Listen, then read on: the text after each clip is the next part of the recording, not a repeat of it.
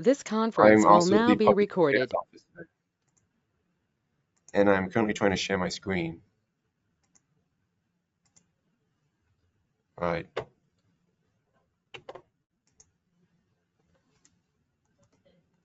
So the Coast Guard Spar is a 225 feet long. As you can see, we're a black hole. So in the Coast Guard, usually boats are either red, white, or black. Red being icebreaker for primary mission, black being aids to navigation for primary mission, or other stuff as well, and then white being law enforcement, search and rescue. Those are just rules of thumb, but we're a black hole. Our primary mission is aids to navigation, and then our main secondary mission is icebreaking. So I'm going to start by talking about who I am, talk a bit more about who the boat is, the history of the boat, what life is like on board the boat, and then just what we do when we're underway and operating.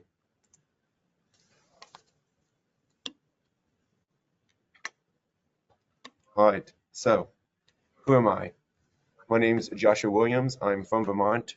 Although growing up, my dad was in the Army, so the term there is Army brat, where you're usually in the military, you move frequently. So as the kids move around, they grow up in all these different states. I grew up most of the time in Vermont, so I like to say I'm from Vermont. But from Vermont, I joined the Coast Guard. I went to the Coast Guard Academy. So just like the Navy and the Army has West Point and the Naval Academy, Coast Guard has their own Naval Academy. It's a 4-year program where you go through, you do some training at the academy, especially leadership training, military training during the school year. Then each of the summers, you go home for 3 weeks and you spend the rest of the summer doing different Coast Guard things. So the first summer before I went in, oh, can anyone hear me? I'm getting a chat thing that no one can hear me. I can hear. I can I hear can you. hear. Okay. So going into the academy, before the first summer, it's called swab summer. Basically, it's boot camp for cadets. And then from there, do your first year. After that, I spent half of my summer on the Eagle, which is the Coast Guard sailing ship. Basically, they took it from Germany as part of war reparations after World War II, and it's used as a training in public relations. So they were doing a tour of Europe at the time, and as part of that, I was able to go across the Atlantic on the tall ship, which was a good experience. And then I also spent half of my summer at a small boat station. So there's a bunch of different areas in the Coast Guard, different communities. Obviously, I'm going to be mostly focusing on the afloat community because I'm on a boat. We also have the small boat stations, which are, you most likely have if you can interact with the Coast Guard, you're most likely interacting with a small boat station. The boats are usually 25 to 46 feet long, and they're the ones who are going to do boardings, who will help you out if you're on a lake and you need the Coast Guard. But that was also a good experience. From there, next summer was running swap summer for the incoming cadets. And then the next year I was on a 210, which is it's a bit smaller than the boat I'm going to be talking about, but it's focused on law enforcement. And that was in Virginia Beach, called the Dependable. From there, I came to the Spar. I arrived in mid-June. Since there, my primary role has been to be deck watch officer. So as deck watch officer, my job basically is to be standing up on the bridge when we're underway. Basically, well, right now I'm still learning, but eventually I'm going to be driving the ship as we navigate through. Well, at all times we need a deck watch officer on the bridge, but especially if we're going through restricted water or shoal, or if we're breaking ice or putting in or maintaining aids to navigation. Secondary roles as an ensign is basically whatever you have to do. For me, I am a division head for the admin division. I'm also the admin officer, public affairs officer, procurement officer, and property officer. And then, yeah. All right, so it's a bit about me. Any questions at this point? Cool, looks like we don't. All right, so about the boat. So as I said, I came here in mid-June to the Coast Guard Cutter Spar. It's a 225-foot long boat, technically 225 feet and 9 inches, with a beam of 46 feet and a draft of 13 feet. We also have a nav draft of 18 feet. So what a nav draft is, basically charts are based on mean low water, which there's a technical explanation, but basically the lowest that you can reasonably expect water to be. I'm going to hit on the transit from Kodiak to Duluth, but I was not there. I did hear about it, yes. And then I was talking about nav draft. Basically, we aren't always sure charts are perfect, so we always assume that we have an 18-foot draft.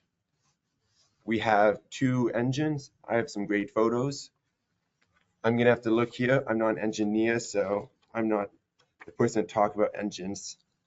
But we have 2 3,100 horsepower at 900 RPM Cat engines. We also have 2 bow thrusters. So bow thrusters, well, a bow and stern thruster.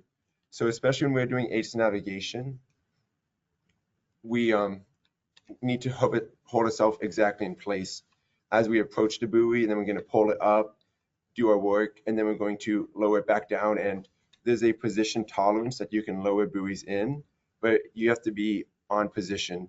So that's where we have the bow thrusters, so we can hold position. We aren't just driving by and hoping to drop it at the exact right moment. Let's see. We can go 15 knots usually. 16 knots is our max speed if we have favorable weather conditions. Why? I don't know. Is that a question? All right. Yeah. And then so icebreaking capabilities. I think I touched on this already. Our primary mission is aids to navigation. We also do some icebreaking. So we aren't as good as, for instance, the 140 class, which are a dedicated icebreaker the Coast Guard has. We have several of those on the Great Lakes as well as 225s. But what we can do is we can break 14 inches of freshwater ice at if we are going 3 knots at continuous speed. Obviously, if you go faster, it's easier to break ice. And then we can also break up to 36 inches if we're backing and ramming. So once you reach a certain point of ice accumulation, you can't just go through it. It's too much. What you have to do at that point is you have to go as far as you can forward. You'll back the ship up. You'll go as far as you can forward, back the ship up. I know I was actually on the 140 I was talking about. I was on the Katmai Bay, which is one of those. And they were telling me about an experience they had where for 3 days they had to back and ram, making about 6 inches progress each time. So it can take a while. All right, so weather is looking great. It is a lovely day in Duluth, nice and warm. What made me choose Coast Guard and not the Army? Well, so each of those academies I was talking about has a program for juniors to seniors. At the Coast Guard Academy, it's called AIM. At the Naval Academy, I forget what it's called. Oh, it's NASS, N-A-S-S.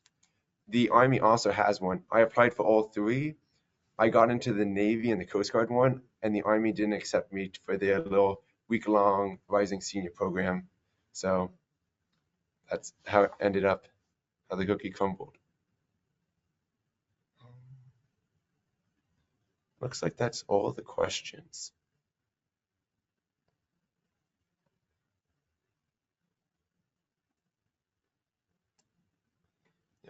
Like I've seen 2 people mention, ooh, we have it working, I think. They took it well.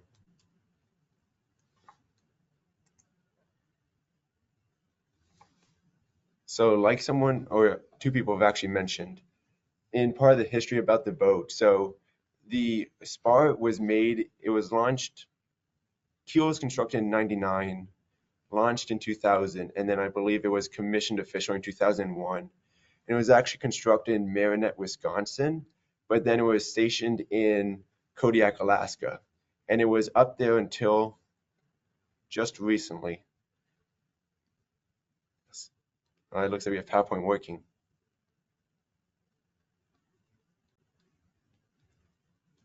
Could we go one more slide forward? All right, so these were the engines I was talking about. So what you can see in the top right corner, that's one of the 2 main generators we have. It is 450 kilowatts. And then if you, on the right-hand side, there's a separate one. Likewise, you can kind of see half of one engine on the very bottom in the bottom left photo. And then you can see a full engine here. And it's hard to show in a photo how big they are, but they're very impressive if you ever see them in person. Can we go to the next slide, please? Thank you. So like I was saying, Spar was in Kodiak, Alaska. Its motto is the Aleutian Keeper, honorary ship of the, and it's also the honorary ship of the Sunak tribe. I'm not trying to pronounce that, so forgive me. And then so recently it came to Duluth. So the reason we did that is, as basically all the Coast Guard boats get older, they have to go through midlife extension programs, or MMA. And then so what we're doing in the Coast Guard for the 225 fleet is crews will bring a ship to the yards in Baltimore. So the Spar had to come from Alaska through Panama Canal up to Baltimore, and that was done by the crew who was in Kodiak, Alaska. And then the Spar itself is in the yard for 12 months, hopefully. But then the crew that was on the Spar takes a new ship back in 6 months. So for the Alder used to be here in Duluth, and then that went somewhere, but it didn't go to Alaska because it's not a one-for-one swap. It's a rolling swap, because each boat needs 12 months or more repair, but in 6 months we're switching. So that's why we're currently, the Spar is in Duluth. There's still a lot of stuff on here that says Alaska, so we're gradually changing that, but I'm sure we'll always be at least some Alaska heritage. Coast Guard Spar. If anyone's interested in joining the Coast Guard, go to gocoastguard.com. You can also reach out to any Coast Guard unit or Coast Guard recruiters. We always need more people, so if you want to, feel free to join Coast Guard. Well, if you want to, Coast Guard is willing to possibly accept you. But look into it, even if you aren't actually interested in the Coast Guard. It's a very wide branch. We have a lot of different areas you can go into. Even if you want to stay on land your entire career, you can do that. So it's a great career option as well. How is basic training? So there's a different basic training for officers and enlisted. The enlisted can tell you all about Cape May.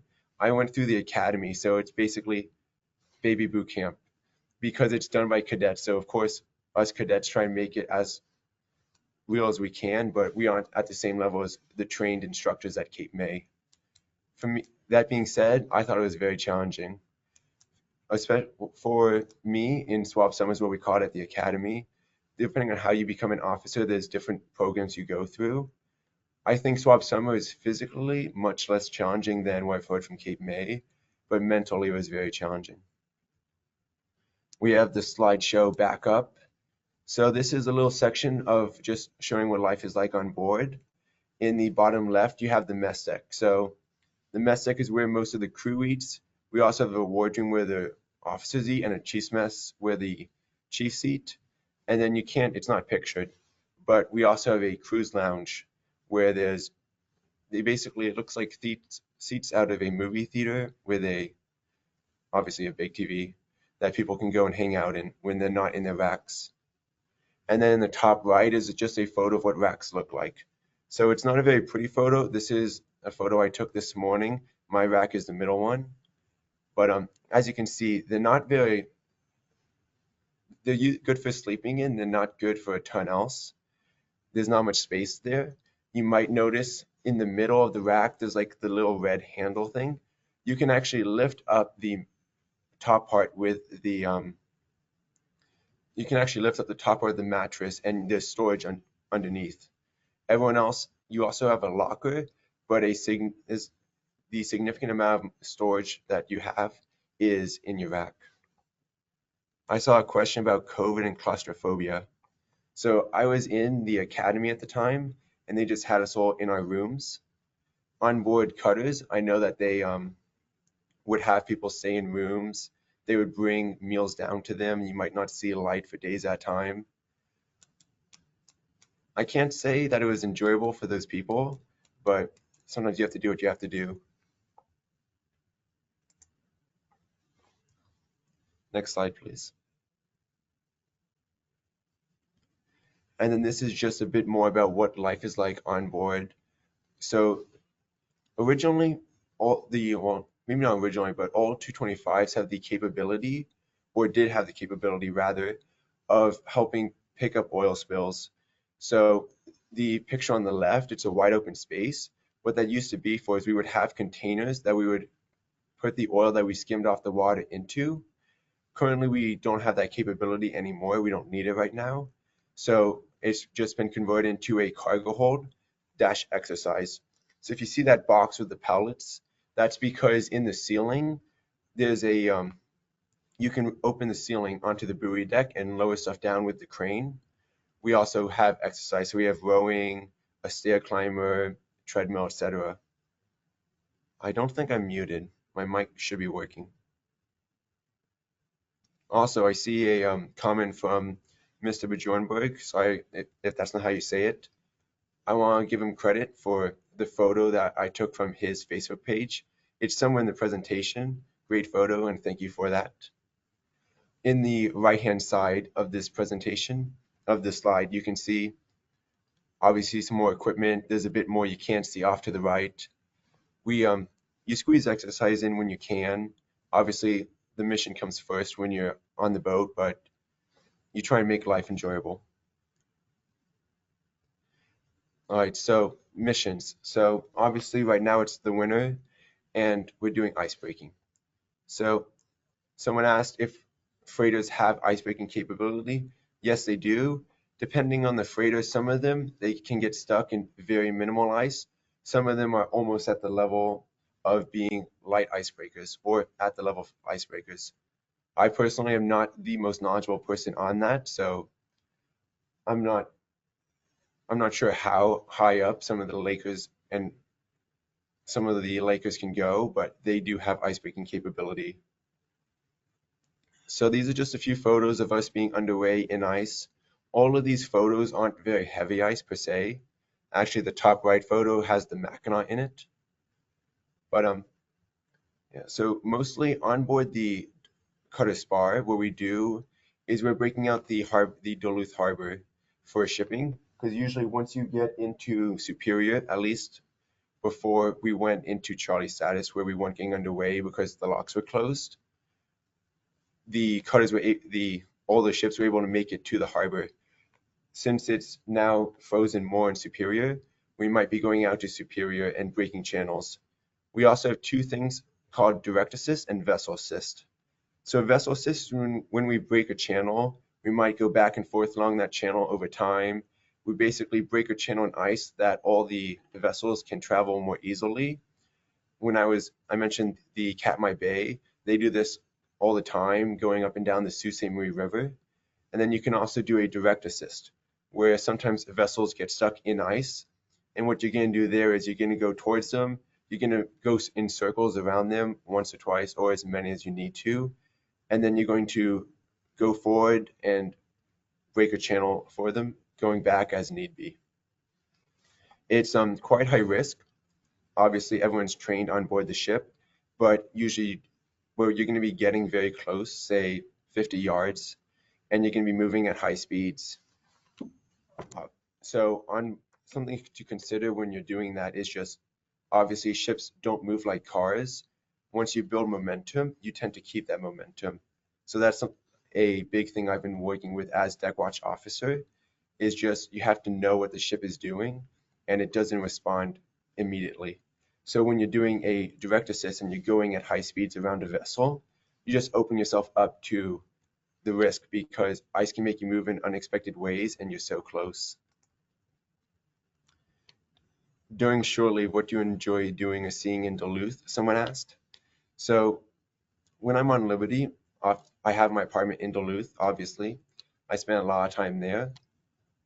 Everyone on board the ship automatically has membership at a YMCA. You could also say I'm a bit of a nerd, so I go to Magic the Gathering stores. Yeah, I enjoy being outdoors and doing stuff. I'm going to try getting into more as well as we go into the summer. And then I've got a membership at a Muay Thai gym, which I haven't been using nearly enough, and I want to get more into that. why would we use the Spar to break ice instead of the Bay class tug? Basically, it all comes down to funding, because we aren't as capable ice breaking as the 140s, but we are capable of some ice breaking, and we're capable of breaking the ice that we need to break under most circumstances. And the Coast Guard just doesn't have as many icebreakers as they hope to, so we have to use what we have. And then Duluth was in talks for getting a second icebreaker. That's the first I've heard of that. I have no idea on how likely that is to happen. Next slide, please.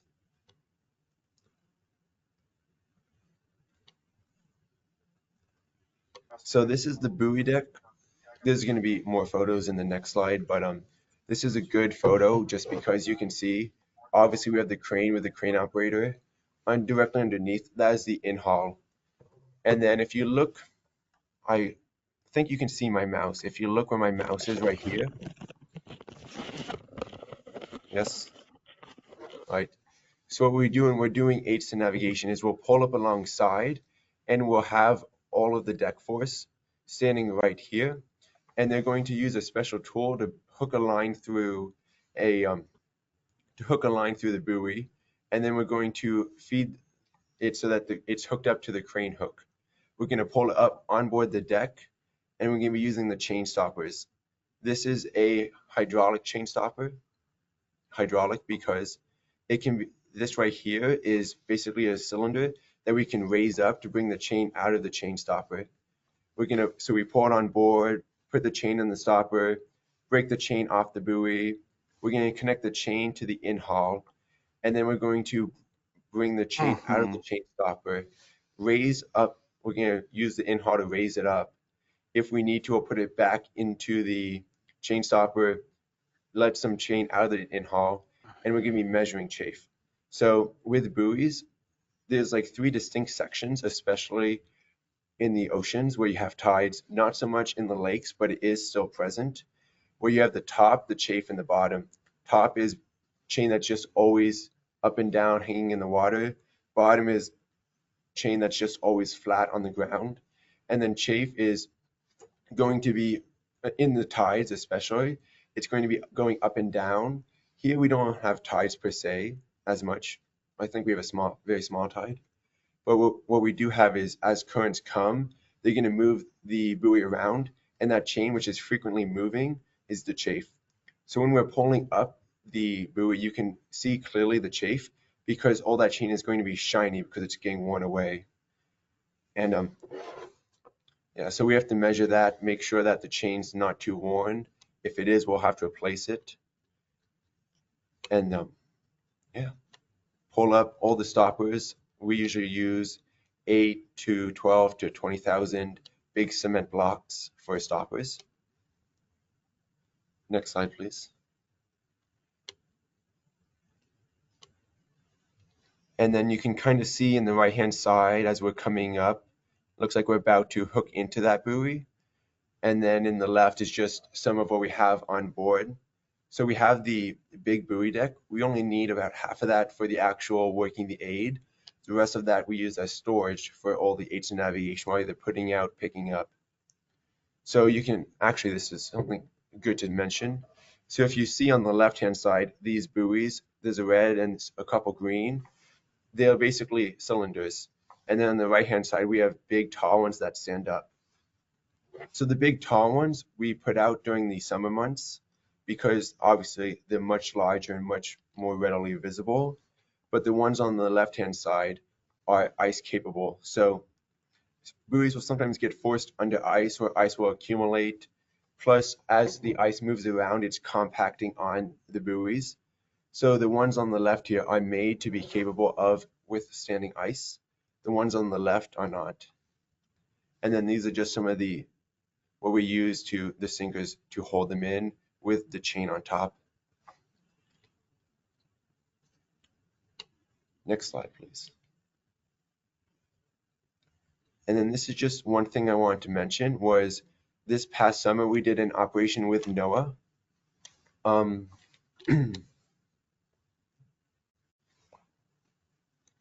We did an operation with NOAA in the American Thunder Bay, marking deep water shipwrecks for divers, basically, so A, divers can find them, and B, when they anchor around the shipwreck, they aren't dropping the anchor onto the wreck. So what we did was we have the, you can kind of see we're having a diagram held up. This was the stopper. This is a subsurface float. So during the winter, because the very top part is just made of plastic and not ice capable, they're going to send divers about 40 feet down, and they're going to unhook it from the subsurface float, which is going to float through winter. It's deep enough that no ships will hit it as they pass over it. And then it's obviously much easier for divers to go 40 feet than 120 to 250 feet deep. And this was it was an interesting operation. Usually we work with chain. You can kind of see we just used steel cable for the lowering, so we had to figure out a whole new system. And we also were working with NOAA, and I believe it was Northwest College had an ROV team as well. But it was a fun opportunity to get to watch. And I believe that was last slide. Could we check that? Yes. So, any questions?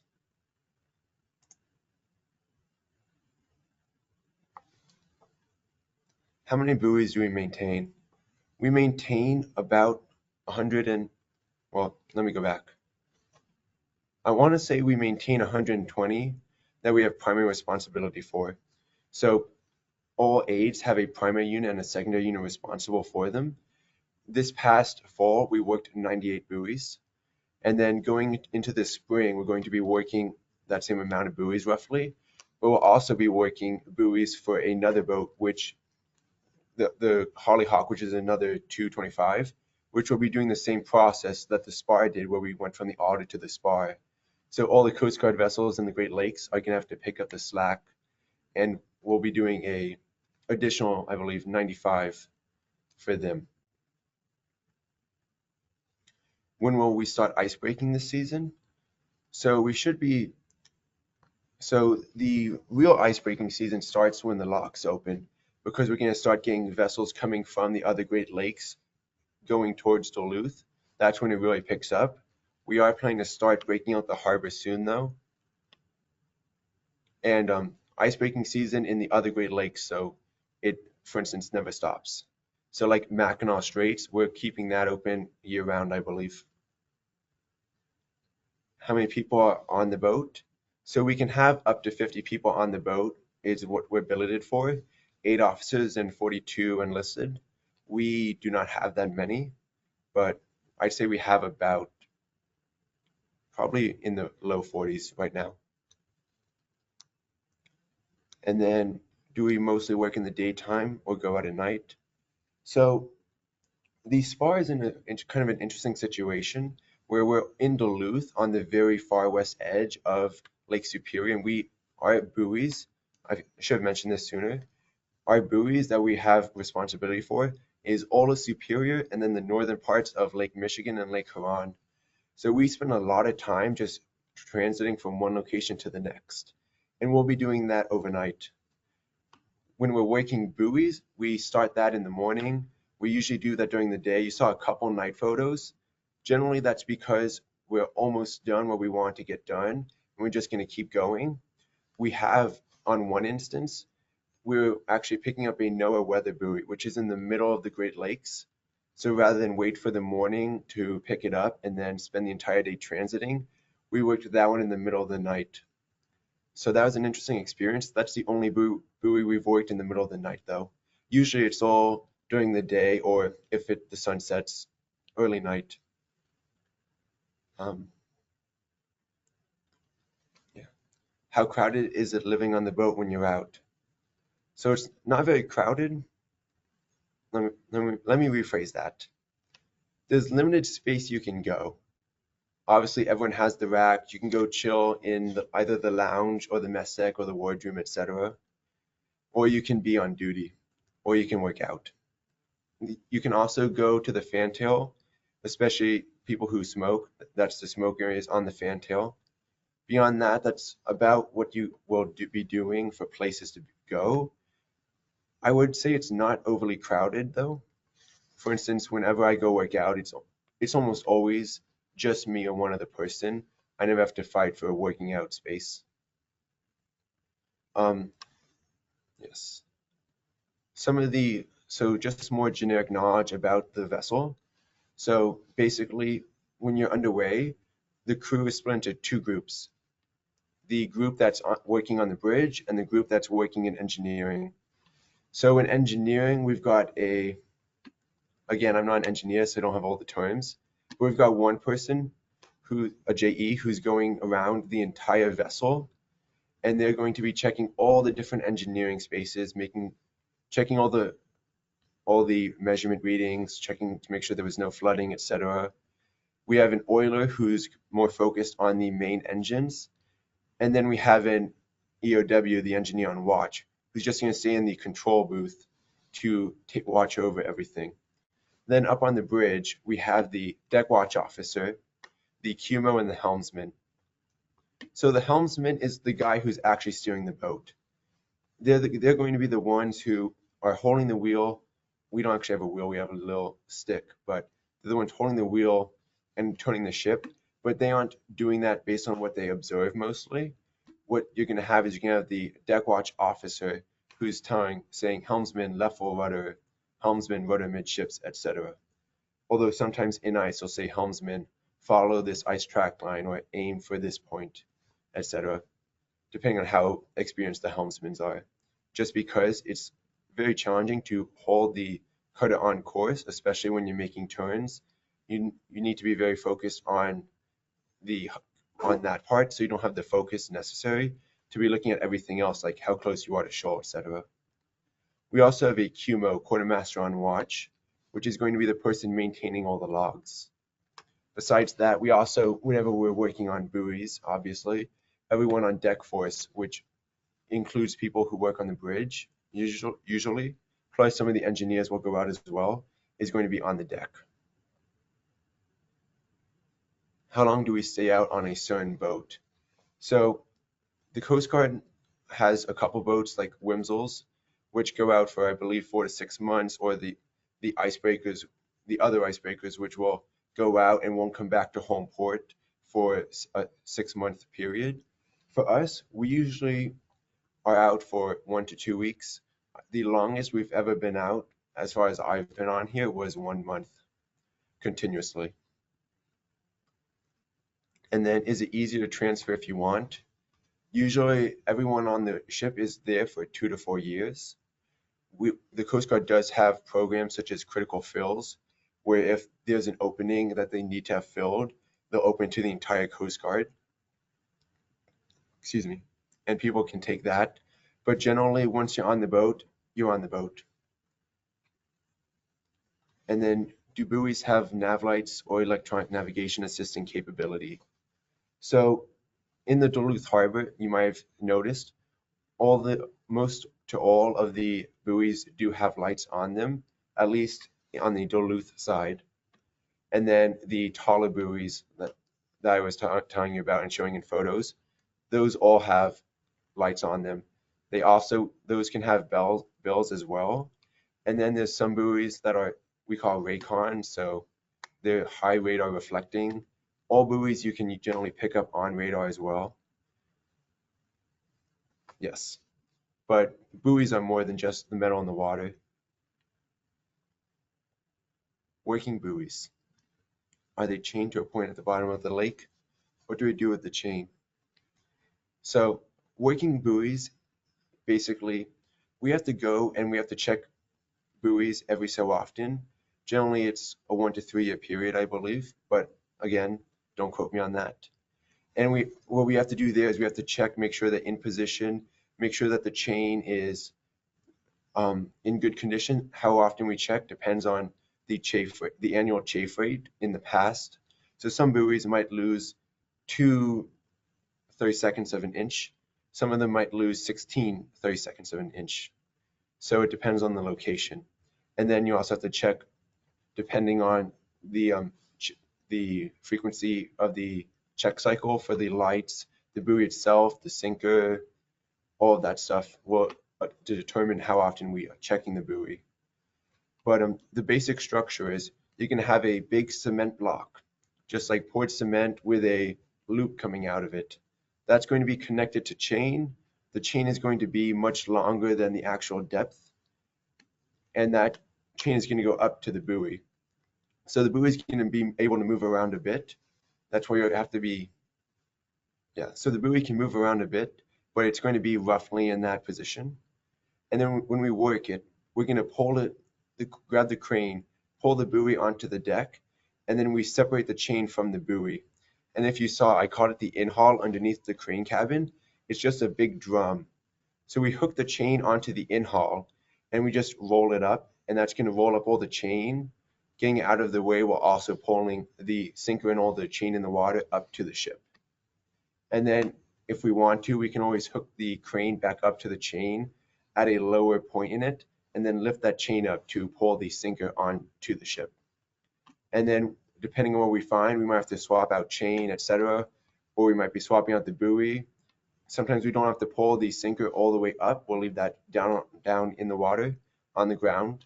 That way we don't have to reposition it.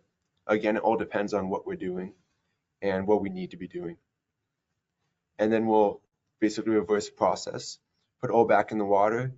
Depending on the evolution, like specifics, if it's just a check, we can probably do that in 30 minutes. If you need to switch out chain, it can take longer. Usually it takes under an hour to work one buoy. Almost always it takes under an hour to work one buoy. How much fuel do we carry? Let me check my book as the non-engineer.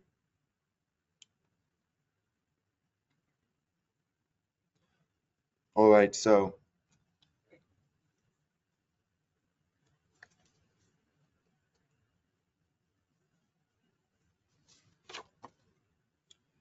official qualifications are that we can go for 21 days unreplenished and up to 45 days if we get replenished.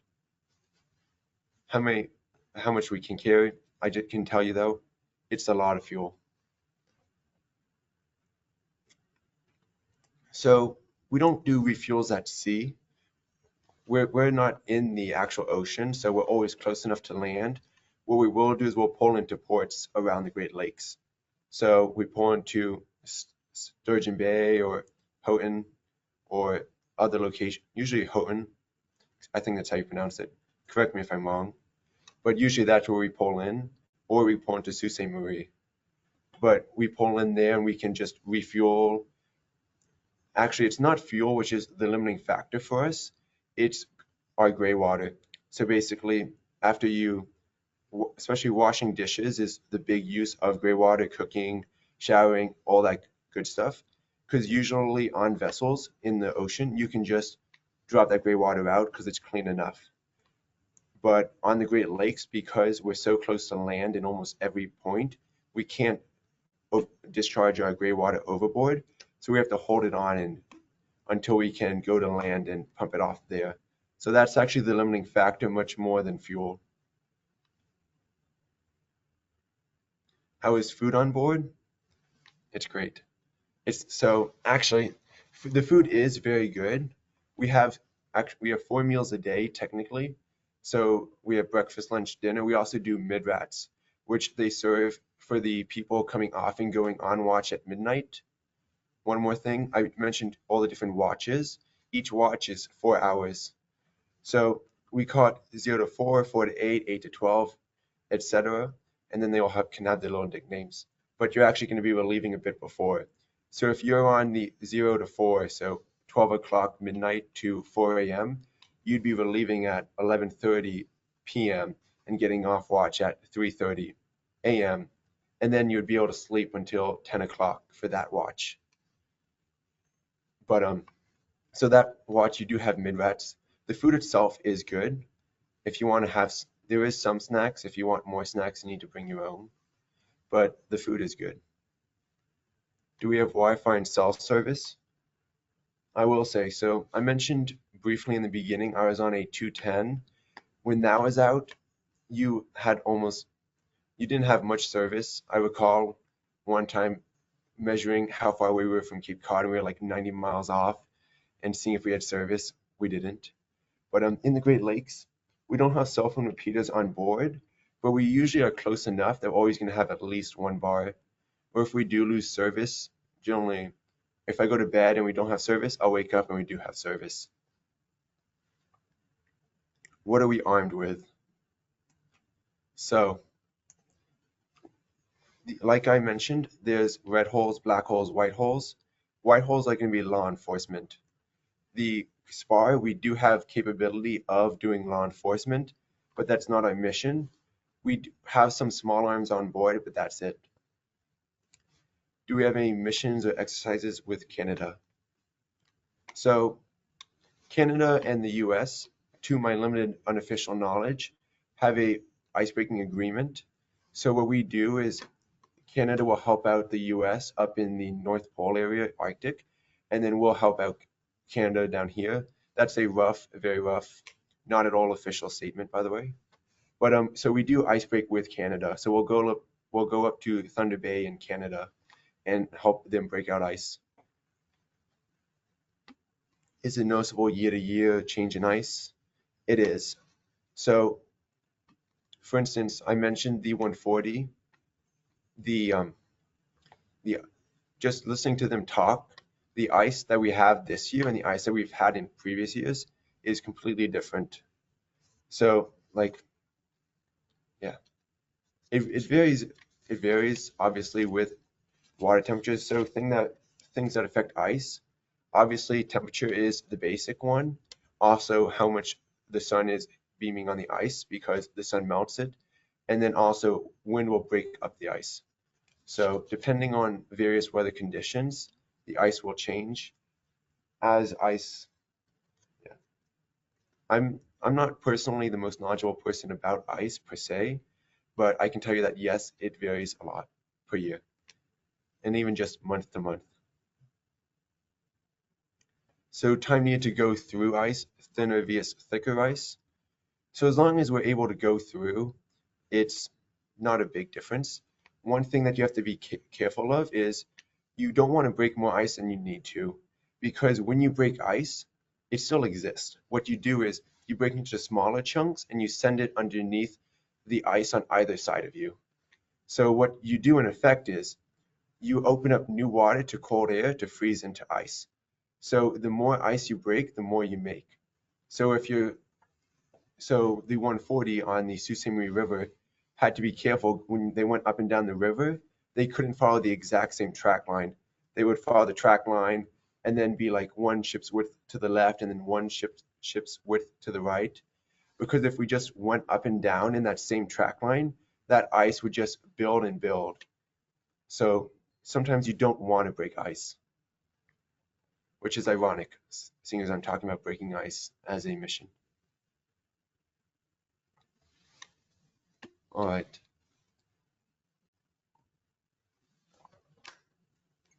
So just talking about the different vessels I've been on. So the 210 I was on, we were out for a month and we had, I believe, one port call besides when we needed to pick up parts. We spent most of that out in the ocean. Our mission at that time was we were doing fishery inspections. So we would go to where the fishing boats were. We would deploy the small boat, which would bring the boarding team to a fishing boat. They would inspect the fishing boat, get back in the small boat, go to another boat, or come back to the dependable.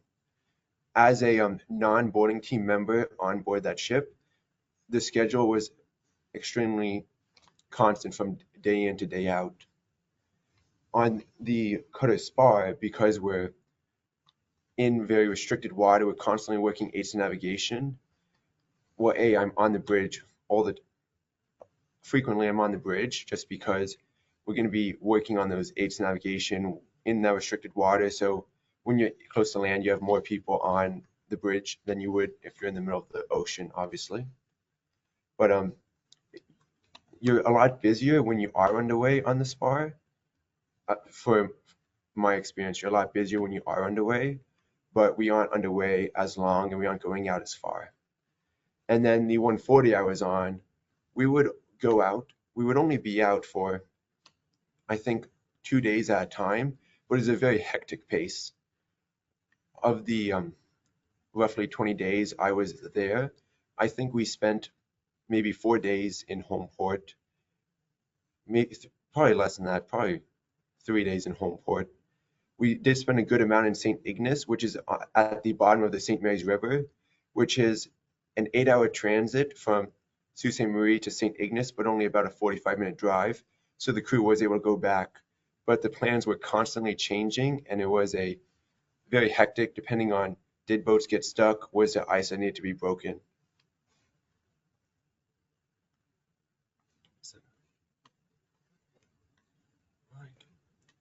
So, looks like I answered all the questions I have there.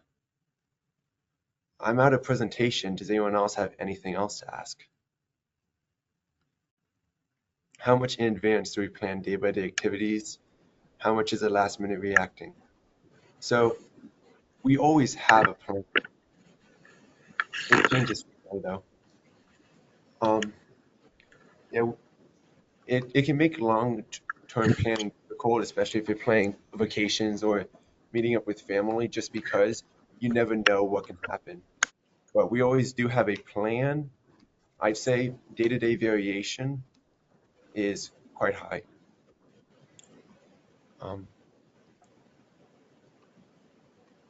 And then obviously if a boat gets stuck, someone has to go get involved. So we would have to go for that if we were the ones on call for that. When we're in port, are you allowed to come and go, or do you need special leave? So it's all about when liberty is granted. When we're just in Duluth, we have the standard workday, and you can come and go if you come before liberty expires and you go after liberty is granted. For me, I talked to my supervisor to go off the ship to come here to do this presentation. When we're in other ports, usually we pull in, take care of what we need to do, and we'll grant liberty up until we're leaving, up until we start the preparations for departing. Beyond that, when you're on duty, duty is 24 hours. So you're on the boat, not leaving the boat for that 24-hour period.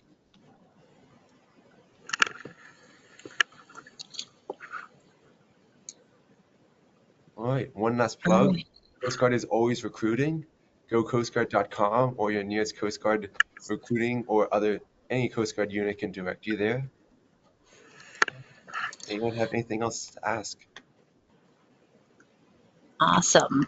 Thank you so much, Joshua. It's very interesting. The public, anyone watching can feel free to submit more questions. I'm just going to give a little bit of updates on our visitor centers. The Lake Superior Maritime Visitor Center in Duluth, Minnesota is currently on our winter hours, so we're open Friday, Saturday, Sunday from 10 a.m. until 4:30 p.m. We have our cell phone tours outdoors and a virtual online tour of the visitor center and an online gift shop. At the Sioux Locks Visitor Center in Sault Ste. Marie, Michigan, the park is open from 9 a.m. to 6 p.m. daily. They've got online exhibits and information sheets. Their observation platform will be opening at 11 p.m. on March 24th to 1 a.m. March 25th for the passage of the first vessel. The Visitor Center open house is going to be on March 25th from 9 a.m. until 3 p.m. And the Visitor Center will reopen again on May 1st, 2023. And then just another reminder of our next month program. Ladies in Waiting, long-term layups on the Great Lakes. Ranger Kaylee will be talking about several of the vessels that are in long-term layup throughout the Great Lakes, and that's going to be Thursday, April 6th at 11:30 a.m. Central, 12:30 p.m. Eastern. And just wanting to thank Joshua again for being here to share his knowledge and tell us about ice-breaking operations. We always see the Coast Guard cutter moving through the harbor, and just learning what the rhyme and reason is and all the other interesting facts you've shared was really interesting. So again, thank you for for participating in this. We really appreciate you taking the time to come here today. And I guess I don't see any other questions. So again, our programs are recorded and are put up on a YouTube page. So that link is was just put in the chat. So if you missed any of this or would like to review any of our old programs, please feel free to use that link to view them. Thanks for coming. I appreciate all the commentary and feedback. All right, thanks everyone. We hope to see you next month for our Ladies in Waiting program. Otherwise, stay safe and be well. Thank you very much. Like to also, before I end, we do have a survey that it's about 3 minutes long if you are interested in taking that, just to give us some feedback on our programs and any suggestions for future programs. That link is in the chat. And thanks again, everyone.